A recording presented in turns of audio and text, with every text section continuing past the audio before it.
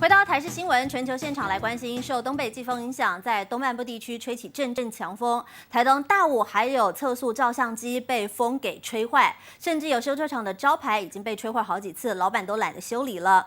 在2号晚间，花莲七星潭大桥附近还有号志灯疑似被强风给吹倒，造成一名骑车经过的骑士不慎被电线缠住自摔，幸好送医后没有大碍。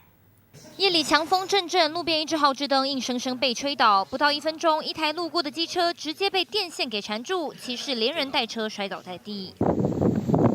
受到东北季风影响，台湾东部吹起阵阵强风，花莲七星潭大桥和华西路口的这只号志灯，2号晚间7点多被拦腰吹断，电线横跨整条马路，造成一名机车骑士被电线缠住自摔。因为它是靠海边，所以腐蚀性很强。倒的时候，听说是从胸部勾到这样子，腰会有疼痛啊，然后手脚擦伤这样，还可以自行行走。幸好骑士只有受到轻伤，送医之后没有大碍。然而不止花莲，台东大武地区也饱受东北季风折磨。做风开，去吹1年外呢，我无个处理啊，应该去吹安尼。招牌被吹歪，老板已经懒得修理。在大武国中前面，甚至还出现测速照相杆断头的情况。发生的当下，我们已经请到台电将这个电源切断了。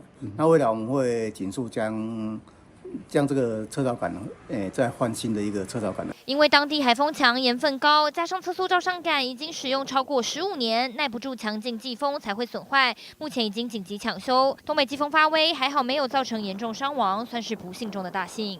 记者综合报道。